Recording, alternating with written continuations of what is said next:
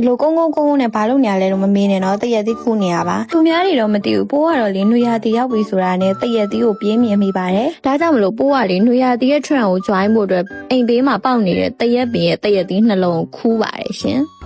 ရုပ်ကတော့အဲ့လိုဖြစ်ပြပါပါတယ်ဘာကောင်ကြီးတိတ်ပြီးတော့ဝင်စားထားလဲတော့မသိဘူးအဲ့လိုမျိုးအချင်းဆိုလို့ရှင်အရမ်းကြိုက်တယ်ဘာအချင်းပဲဖြစ်နေမျက်နှာဘယ်လောက်တုံ့ရွလဲလုံးဝအချင်းကိုစိတ်မပြတ်ဘူးလာထားအားပွားပဲဒါကတော့တရက်သီးနဲ့ light ဖတ်ဆုံးဖြစ်တဲ့အစပလာလေးတွေထည့်နေရပါဟိုကလေအဲ့တရက်သီးတော့ရင်အဲ့လိုပန်းမုံလေးနည်းနည်းလေးထည့်တော့အောင်ကြိုက်ပါတယ်ပစုံကြောက်လေးကလည်းထည့်လိုက်သေးတယ်ပေါ့နော်အကောင့်တိတ်ပြီးတော့မကြိုက်ရှင်ဘာမှပြငပိရလဲအရန်ကြိုက်ငပိငံပြရည်တော်ကြိုက်ဟိုကလေကုသိုလ်ကံကောင်းတာတခုတော့ရှိတယ်အဲ့ဒါဘာလဲဆိုတော့ငပိငံပြရည်ပေါ့နော်အငံဘလောက်ပဲဆဆင6အလက်ဘလောက်ပဲဆဆလုံးဝဝက်ချံမထွက်ပါဘူးဒါနဲ့ပတ်သက်ပြီးတော့ထွက်မဲ့ထွက်အဲ့လိုမျိုးအေးရေးပြက်ရင်ပဲအဲ့လိုမျိုးတစ်လုံးနှလုံးအဲ့လောက်ပဲထွက်တာပေါ့နော်ဒါကတော့မမေကိုကျေးဇူးအများကြီးတင်ရမှာပေါ့နော်ဒီလိုမျိုးလေးမွေးလာပြီးတဲ့အတွက်ဟိုကတော့နွေရသေးရဲ့ trend ကို join ပြီးပါယူတို့ရောနွေရသေးရဲ့ trend ကို join ပြီးပြီလားတရက်သီးတုပ်လေးနဲ့အရန်လိုက်ခတ်တော်လေးဒီလိုမျိုးပူအိုက်နေတဲ့အချိန်မှာနော်ချင်းဆက်ဆက်လေးကိုလေးစားလိုက်ရတဲ့ feeling ကဘာနဲ့မှမလဲနိုင်ဘူးနော်